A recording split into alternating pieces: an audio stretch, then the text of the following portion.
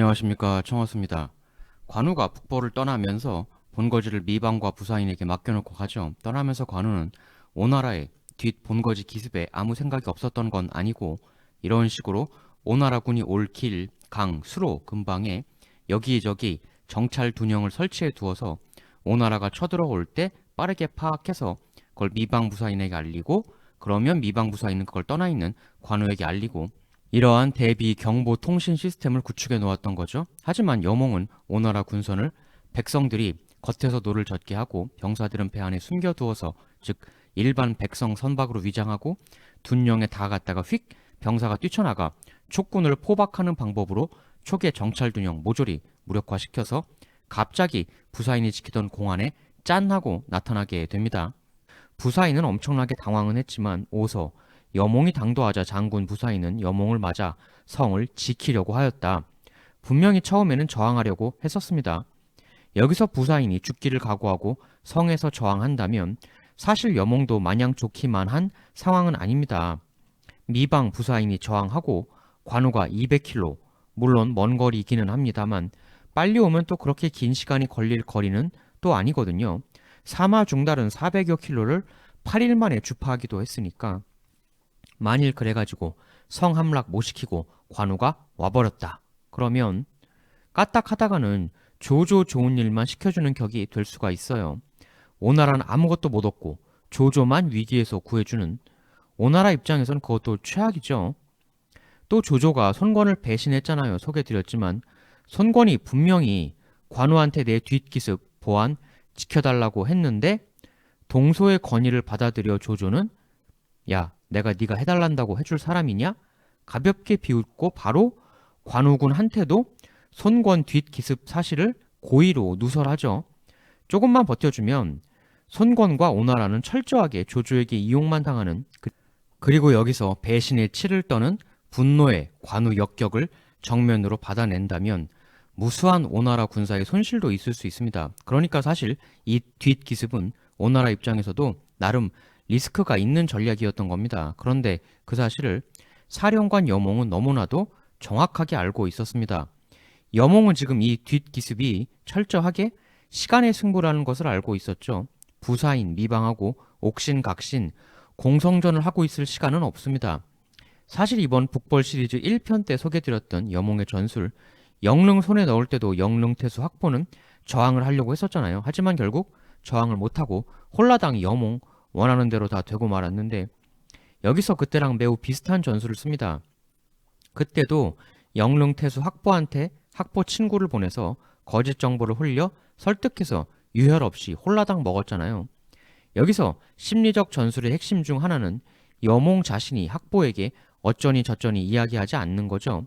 이 사기꾼들 중에 진짜 단수가 좀 있는 사람들은 자기가 목표물 대상자한테 직접 가서 말을 하지 않습니다. 대상자의 지인을 활용해요.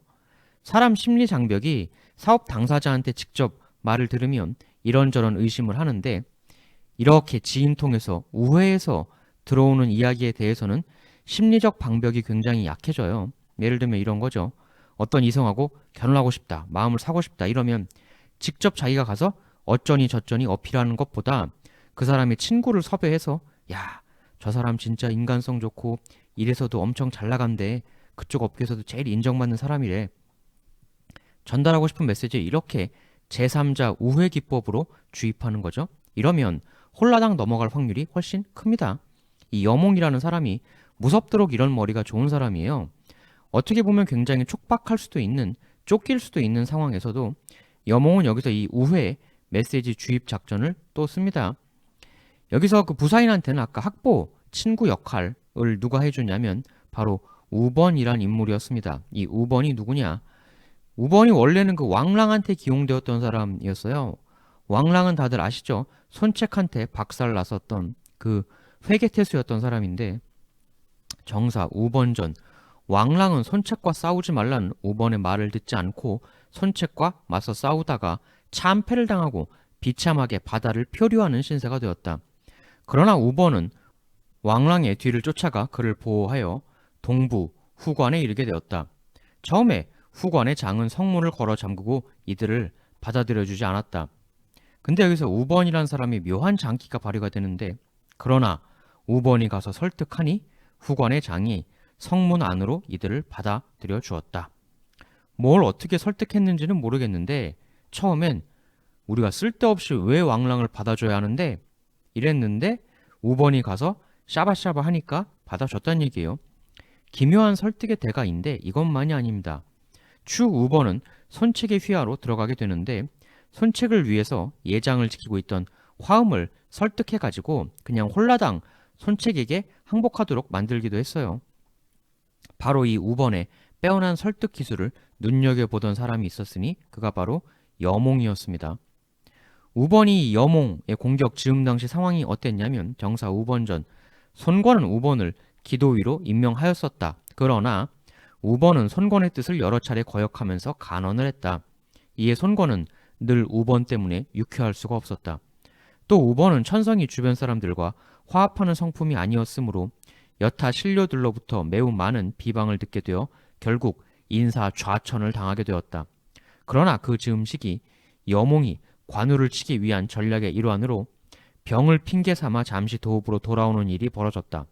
평소 우번을 눈여겨보던 여몽은 손권에게 이렇게 건의했다. 여몽, 우번은 그 의술이 아시는 대로 범상치가 않기 때문에 이번 원정에 평소 지병이 있는 저와 함께 가는 것을 허락해 주십시오. 여몽이 이렇게 건의한 것은 우번을 좌천 상태로부터 빼내오기 위함이었다. 미리 여몽은 다 계획을 짰던 거죠. 이렇게 자신을 좌천으로부터 꺼내와서 공적을 세울 수 있는 찬스를 만들어준 여몽을 위해 여기서 우번은 부사인에 대한 공작 사절로 단기필마 가게 됩니다. 오서 장군 부사인이 여몽에 맞아 방어를 하려 하니 여몽은 우번에게 공작 설득을 명했다.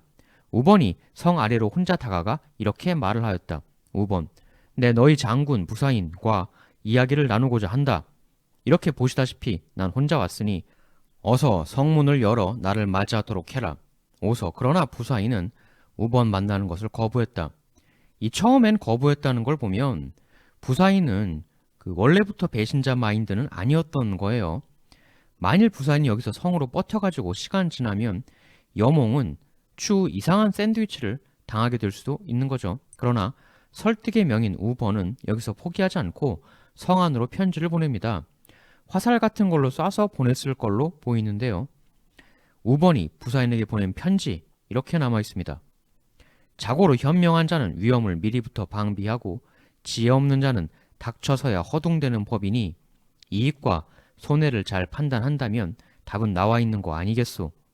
지금 이렇게 여몽 장군의 대군이 성 코앞까지 당도하였으나 어찌하여 이런 대병이 도착하기 전까지 귀하들이 만들어 놓은 봉화와 척후들이 일절 신호를 보내지 않았단 말이오. 이것은 무엇을 의미하는 것이겠소? 잘 생각해 보시오. 이미 성 안에 우리 오나라에 내응자가 있지 않고서야 이런 해괴한 일이 벌어질 수 있겠소? 우리가 본격적 공격을 시작하게 되면 귀하 성 안에 이미 있는 우리의 내응자들 역시 들고 일어나 어차피 성은 순식간에 떨어지고 말 것이오.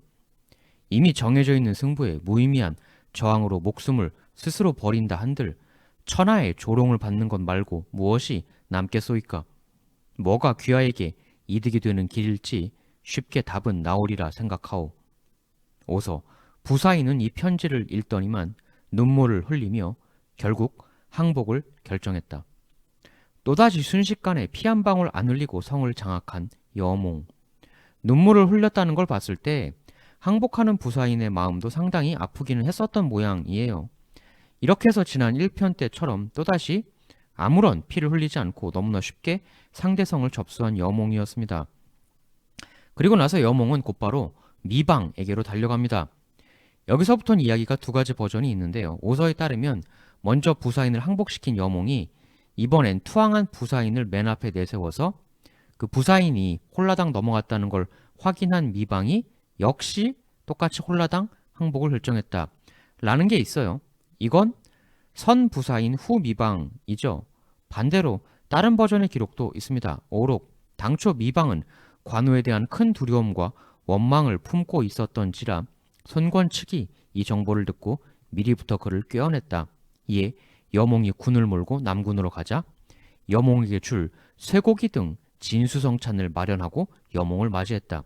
이 경우는 이미 부사인이 넘어가기도 전에 미방하고 오나라는 사전 샤바샤바가 다 되어 있었다는 거죠. 만일 이 샤바샤바가 우선이라면 선미방 후 부사인이 되는 거죠. 지금 기록을 보면 부사인은 저항을 하려고 하긴 했었죠. 정사 관우전에는 이런 내용이 나옵니다. 관우가 출군한 이래 미방, 부사인은 군수물자를 공급했으나 그를 돕는데 전력을 다하지 않자 관우가 돌아가면 응당 죄를 다스릴 것이라 하니 미방과 부사인은 모두 두려움을 품고 불안해했다. 이에 손권군이 은밀히 미방과 사인을 꿰자 미방과 사인이 사람을 시켜 손권군을 영접했다. 이런 기록들을 종합해 보면 부사인은 사전 샤바샤바는 아니고 갑자기 나타나서 위협을 섞은 설득으로 굴복시키고 미방은 사전 샤바샤바를 진작부터 오나라가 시도를 했는데 근데 미방도 무려 유비의 사돈가잖아요. 또 형이 최고위급 지위이고 해서 갈등을 하던 차에 부사인이 넘어가자 자신도 에이 그래 나도 항복하자 누구 좋으라고 싸우면서 버티냐 이렇게 된 게 아닌가. 첩보전에 능한 여몽이 미리 정보원들을 심어놓고 당연히 돈을 쓰든 뭐든 해서 매수를 해놓았겠죠. 1. 매수, 첩보원 확보, 그를 통해 내부 분란 정보 캐치, 내통 및 심리를 공략하는 설득, 수고 들이지 않고 너무나 쉽게 홀라당 다 손에 넣기. 이것이 여몽의 기본 공식이다. 근데 이게 말은 쉬워도 안 들키고 잘 해내는 게 쉬운 게 결코 아닌 건데요. 여몽은 이걸 완벽하게 해냅니다. 여몽이 정말 대단한 능력을 지닌 군 지휘관이에요. 무슨 절묘한 진법을 써서 복병을 잘 써서 이런 류의 병법보다도 아예 싸우지도 않고 정보전, 첩보전, 통신방해, 그리고 심리 공략, 나의 손실을 제로화시키면서 상대의 전력을 온전히 품에 안는 사실 지략도 무슨 화려한 진법, 신출귀몰한 복병 전술 그런 것보다도 지금 여몽이 쓰고 있는 이런 전략이 훨씬 고단수인 겁니다. 관우 입장에서는 유비의 사돈가인 미방이 이렇게 쉽게 넘어가리라고는 상상을 못했겠죠. 청나라 내에서 최고 공신 정상급 지위를 누리고 있던 형 미축은 이 미방의 대배신 이후에 정사 미축전 스스로 자신의 몸에 결박을 하고 유비 앞으로 나아가 죄를 자청하였다. 그러나 유비는 그를 타일러 말하길 유비, 형제의 죄가 귀공에게 미치는 일이 없도록 할 것이오 라고 말하며 대우하고 존중하기가 이전과 같았다. 그러나 미축은 부끄러움에 병에 걸려 수년 후 세상을 뜨고 말았다. 이렇게 관우 후방의 형주, 총책임자 여기던 미방마저 품에 안고 그러나 여몽의 책략은 여기서도 멈추지 않아요. 그는 남아있던 관우의 자녀 병력까지도 최대한 피 흘리지 않고 두뇌만으로 무너뜨리기 위한 카드를 꺼내 듭니다. 그건 바로 인질작전이었죠. 여몽전. 여몽은 성 안에 들어가 관우는 물론 원정을 떠난 총나라 장수, 병사들의 가족들을 모조리 붙잡았다. 그러나 여몽은 오히려 그들을 따뜻하게 대해주고 위로를 보내주었다. 그러면서 어떠한 약탈이나 괴롭힘도 없을 것이라 약속하였으며 병사들의 군기를 엄히 단속했다. 심지어는 이런 일도 있었어요. 여몽 휘하의 한 병사 중 여몽과 같은 고향 사람이 있었다. 헌데 그 병사가 민가에서 삿갓 하나를 가져와 쓰는 일이 벌어졌다. 여몽은 동향 사람이라 몹시 마음 아파했지만 눈물을 흘리며 그를 참수했다. 이에 모든 오나라 병사들이 두려움에 떨며 하다못해 길가에 떨어진 주인 없는 물건 하나 줍는 자가 없을 정도였다. 여몽은 이에 그치지 않고 아침 저녁으로 친근하게 백성들의 안부를 묻고 위로하며 부족한 것을 묻고 병에 걸린 자에게는 의약품을 주고 춥고 배고픈 자에게는 옷과 양식을 내려주게 지시했다. 이 여몽이 훌륭한 사람입니다.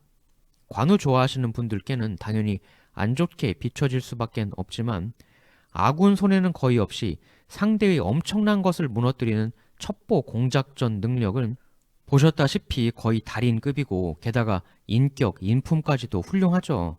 물론 원정 나가 있는 관우군의 심리를 붕괴시키려는 술책이기도 했겠지만 어쨌든 백성들에게 너무나 자상한 모습.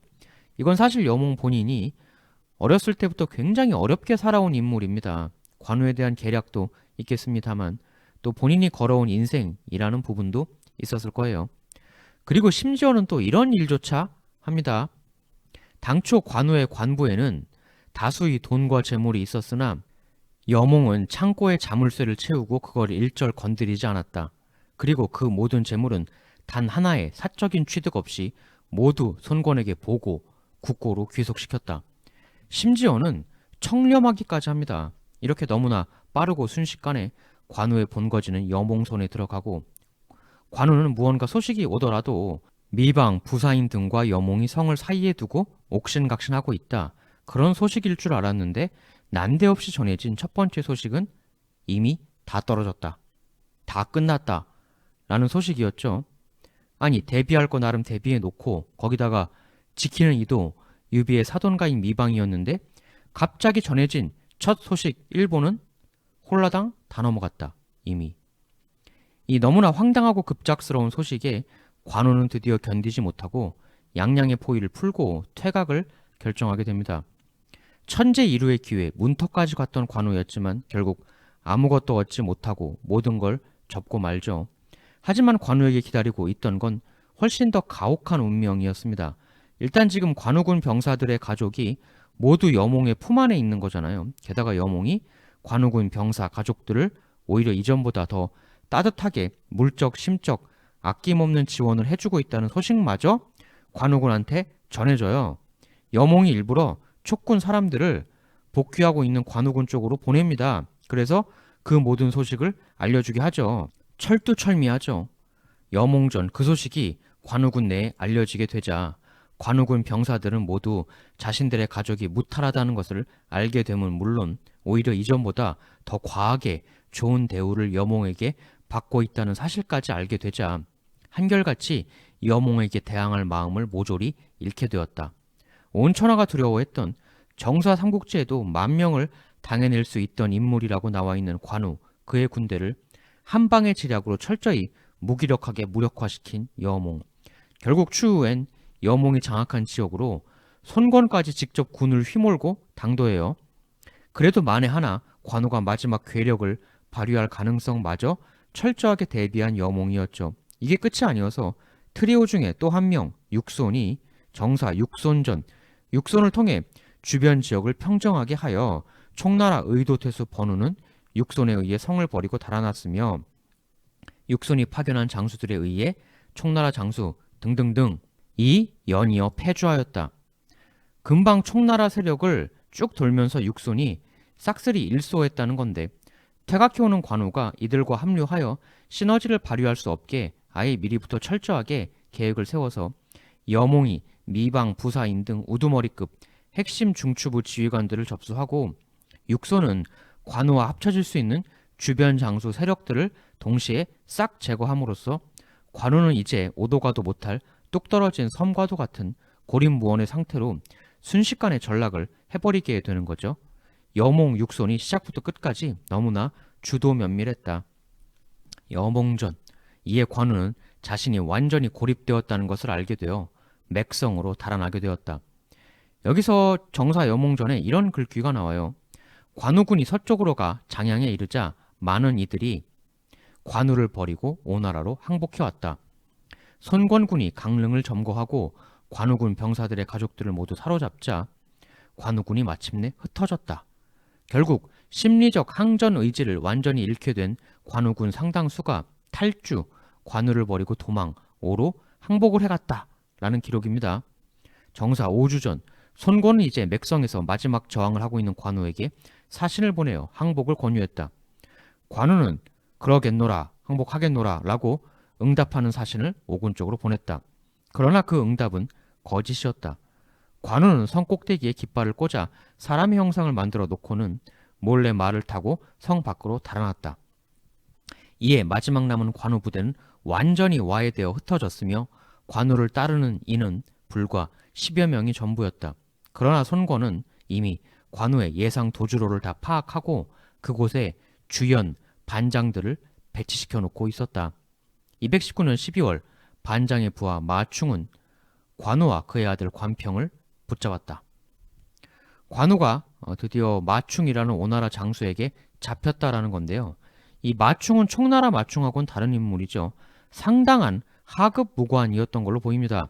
천하의 이름을 떨치는 장수들 목도 댕공댕공 배며 일생 위용을 떨치던 관우가 그야말로 듣도 보도 못하던 무명의 하급 무관에게 지금 생포가 된 겁니다.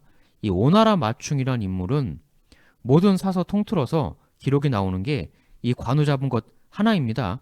그만큼 철저한 무명의 인물이었다는 거고요. 촉기에 보면 손권은 관우 부자를 생포하고 나서 그를 잘 살펴 손권 자신의 휘하에 두어 조조와 대항하고자 하는 생각도 품었다. 그러자 좌우의 신하들이 모두 간언하였다. 신하들, 자고로 늑대는 사람이 기를 수 있는 게 아닙니다. 조조도 괜히 그를 살려두었다가 수도를 옮길 뻔한 대위기를 겪지 않았습니까? 관우를 살려둔다? 절대 안 될 말씀이십니다. 이리하여 관우를 손권이 참수하기로 결정했다는 게 촉기의 내용인데요. 근데 이건 배송지 같은 경우는 말이 안 된다. 거리나 시간상으로 따져보았을 때 그런 상호 연통은 불가능했을 것이다. 이렇게 이야기하기도 하죠. 그 얘기는 마충의 상관인 반장이 관우를 즉결 처분했을 것이다 라는 얘기입니다. 근데 관우가 워낙 거물이었기 때문에 반장이 자기 선에서 처결했을 것 같지 않고 긴급 파발을 알려서 손권에게 물어봤을 것이다 라는 견해도 있습니다. 정사 반장전에 보면 반장의 부하 마충이 관우를 붙잡았다라고 나와 있지 반장이 차명을 스스로 결정했다 이런 이야기는 없거든요. 결국 이리하여 관우는 오나라의 손에 의해 참수를 당하고 저세상으로 떠나고 맙니다. 오력에 보면 이런 이야기가 나와요. 손권은 관우를 참한 그 수급을 조조에게로 보냈다. 굉장히 영리한 거죠. 유비, 총나라의 분노를 이젠 조조 쪽으로 돌리려는. 그리고 나서 손권은 수급을 보낸 후 관우의 나머지 시신으로 그를 제후의 예로 장사 지내 주었다. 이렇게 되어 있어요. 이 진정한 병주고 약주고죠. 관우가 참을 당할 때 그의 아들 관평도 같이 참을 당했는데요. 촉기에 보면 또 이러한 기이한 이야기가 나옵니다. 관우가 처음 출병해 번성을 포위했을 때 잠을 자다가 돼지가 자신의 발을 무는 꿈을 꾸었다. 잠에서 깬 관우는 아들 관평에게 이렇게 말하였다. 관우, 아들아, 나도 이젠 많이 쇠약해진 것 같다. 다시는 돌아가지 못할 것 같구나. 뭔가 자신의 최후를 예감했었다는 건데요. 당초 만총은 관우에 의해 황하 이남이 다 넘어갈 수도 있다라는 발언을 했을 정도로 관우의 괴력은 정말 천하를 먹을 수 있을 정도로 보였지만 순식간에 불과 몇 달 만에 믿기 힘든 비극적 최후를 맞이하게 되죠. 일각에서는 유비가 왜 관우를 도와주러 빠르게 군을 파견하지 않았는가 이런 의구심을 보내기도 하는데요. 거기엔 두 가지 분석이 있는데 일단 총나라 중앙정부 쪽으로 정보 소통이 잘 안 이루어졌을 것이다. 관우가 너무 압도적으로 잘 나갔었다라는 소식이 전해지고 나서 또 너무 빠르게 관우가 우르르 와르르 무너졌기 때문에 그리고 여몽도 워낙 순식간에 형주 촉세력을 번개처럼 접수했고 그 와중에 관우군이 여몽의 심리전술로 너무 빠르게 와해되었다. 이런 급박하고도 너무나 스피디한 전개를 당시의 여러 통신 환경이나 등등 사정상 따라갈 수 없었다. 대처할 수 없었다. 이렇게 보는 게 있고요. 그리고 육손이 그 잔당 처리 그리고 지금 손권이 주연 반장 등을 관우 퇴로로 빠르게 배치하지 않았습니까? 육손, 반장, 주연 등이 딱 촉군이 관우 지원을 올 길목을 선점하고 틀어막고 있었다. 이들이 촉군 지원 오는 것을 막고 손권 본대가 관우를 처리하는 오나라도 이런 그림을 그렸는데 여몽의 심리전이 너무 잘 먹혀서 조기에 관우군이 와해되었다. 당연히 군량도 거의 없었을 거예요. 촉중앙정부가 일부러 안 도와줬다는 건 좀 어불성설이고 타이밍상 너무 빠르게 무너져서 도와줄 수가 없었다라고 보는 시각이 가장 많죠. 정사 5주 전 관우를 처형하고 오나라에게로 형주는 평정되었다. 결국 이렇게 관우 북벌은 그의 파란만장했던 인생과 함께 마무리되게 되었습니다. 최고의 성공을 구가하다가 갑자기 사망하게 된 관우의 소식을 듣게 된 유비는 어떠한 반응을 보였는가? 이 다른 인물들의 사망에 대해선 정사, 법정전, 법정이 죽으니 그때 그의 나이 45세였다. 선주 유비가 그를 위해 며칠 동안 눈물을 흘렸다. 정사, 방통전, 방통이 성을 공격하다 날아오는 화살이 세상을 뜨니 그의 나이 36세였다. 유비가 통석해하니 몹시 해석하게 여기니 방통에 대해 말할 때 눈물을 흘렸다. 방통과 법정의 죽음에 대해 유비가 눈물을 흘렸다라는 기록이 사서에 남아 있습니다. 장비 볼까요? 장비의 죽음에 대해서는 어떤 반응을 했을까? 정사, 장비전. 장비가 죽었다는 소식을 듣고 유비는 아, 장비가 죽었구나 라 하고 시호를 추중해 환호라고 했다. 코멘트만 장비가 죽었구나 이렇게 한 거죠. 그럼 관우가 세상을 떴을 때 유비의 반응은 어떻게 사서에 기록되어 있는가? 법정처럼 울었다 등의 기록은 없고요. 장비처럼 딱히 유비 본인이 어떤 코멘트를 한 것도 기록에 남은 게 없습니다. 정사, 선주전, 선주, 유비는 선권이 관우를 습격한 일에 분노하여 그를 치려고 하였다. 다만 이렇게 분노했다는 기록이 남아 있어요. 슬픔도 있었겠지만 그것을 휘감는 거대한 분노를 느꼈다. 라는 게 사서의 기록입니다. 관우의 후손들에 대해서는 또 이러한 비극적 기록이 있어요. 이번 북벌 때 관우가 방덕을 참하지 않았습니까? 이 방덕의 아들이 방회라고 있었습니다. 촉기, 나중에 방덕의 아들 방회는 종회, 등회를 따라 총나라 정벌에 참여하였는데 결국 총나라가 멸망한 후에 방회는 관우의 후손들을 찾아내어 모조리 멸족시켰다. 방회가 아버지의 복수를 했다는 거죠. 또 촉기에는 이런 얘기도 있어요.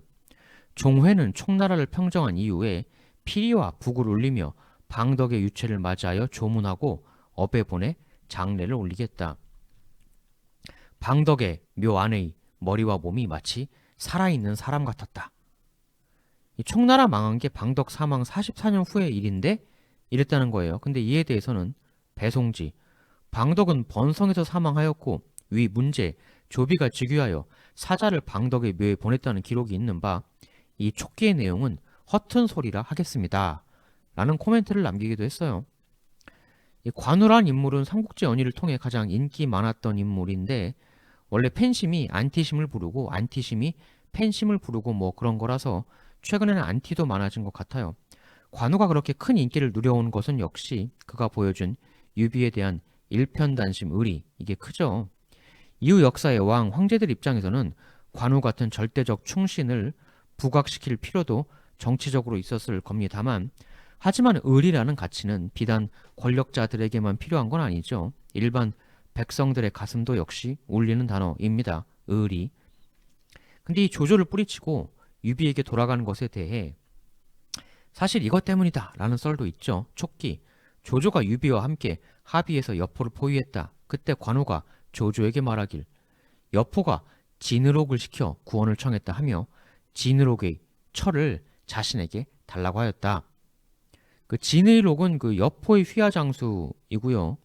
관우가 지금 그 진의록의 철을 나한테 주십시오. 이랬다는 건데 드디어 여포가 격파되려 하자 관우는 재차 여러 차례 진의록이 처인 두씨를 달라고 요청하였다. 반복적으로 요청했다는 겁니다. 그러나 조조는 자꾸 반복되는 관우의 요청에 의해 두씨가 대단한 미모의 인물이 아닐지 의구심이 들게 되었다. 하여 여포를 멸한 뒤 빠르게 먼저 사람을 보내 두씨를 확인하였다. 그리고 이후 조조는 두씨를 자신의 처소에 머무르게 하였다. 그러니까 관우가 하도 두씨 하니까 이거 심상치 않군 이러면서 먼저 사람을 보내서 그 빼어난 미모를 확인하고 결국 조조가 자신이 차지했다. 이런 이야기입니다. 이게 촉기의 내용인데요.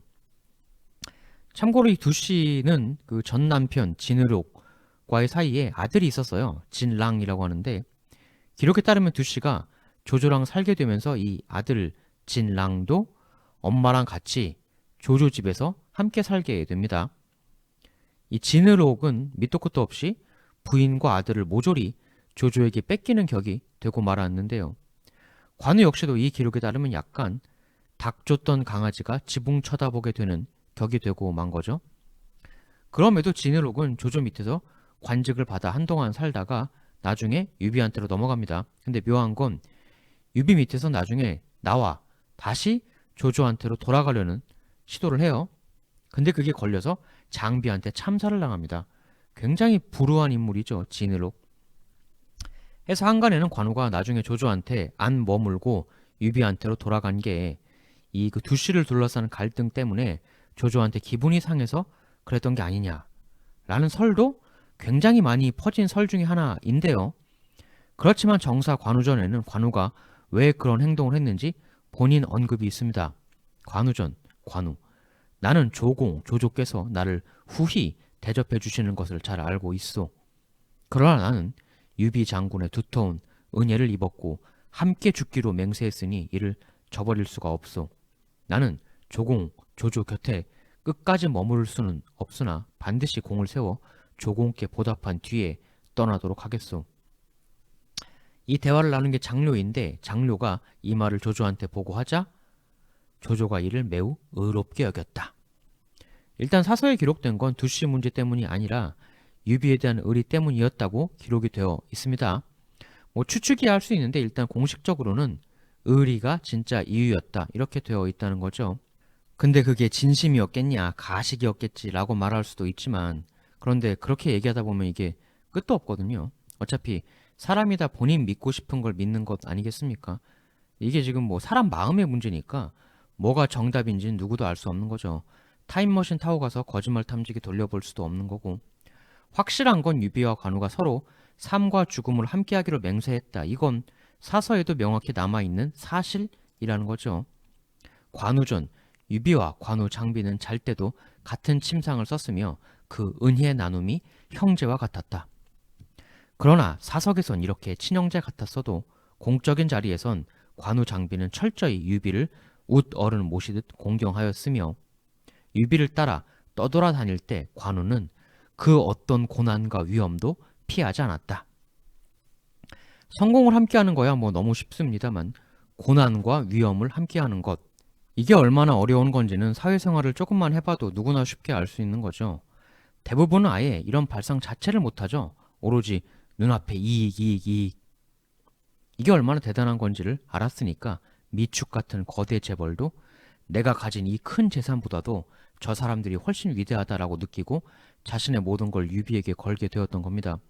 유비가 무슨 항우 같은 괴력의 소유자 얘기를 합니까? 아니면 무슨 수많은 책을 딸딸 외는 두뇌 천재 얘기를 합니까? 당시 여포한테 탈탈 털리고 비참하던 시절인데 오로지 어떠한 고난과 어려움도 함께하는 두 사람이 옆에 있다. 그거 하나 보고 미축도 자신의 모든 걸 유비한테 건 거죠. 그리고 그 판단은 옳았던 거고 우리도 어떠한 고난과 어려움도 함께할 동지 3명만 만들 수 있으면 역사의 이름을 남길 수 있을지도 모릅니다. 근데 못하죠, 그렇게. 어떠한 나의 어려움, 어떠한 너의 고난 반드시 함께한다. 이런 동지 3명 만드는 것 얼마나 어려운 일인지, 얼마나 대단한 일인지. 역사의 이름 남기는 사람들이 우리는 뭐 이러니 저러니 쉽게 이렇게 저렇게 평가를 하고는 하지만 우리가 쉽게 해낼 수 없는 일을 해냈으니까 역사의 이름을 남긴 거겠죠. 다음 시간에 또 더 재미있는 새 테마 가지고 오도록 하겠습니다. 대단히 감사합니다.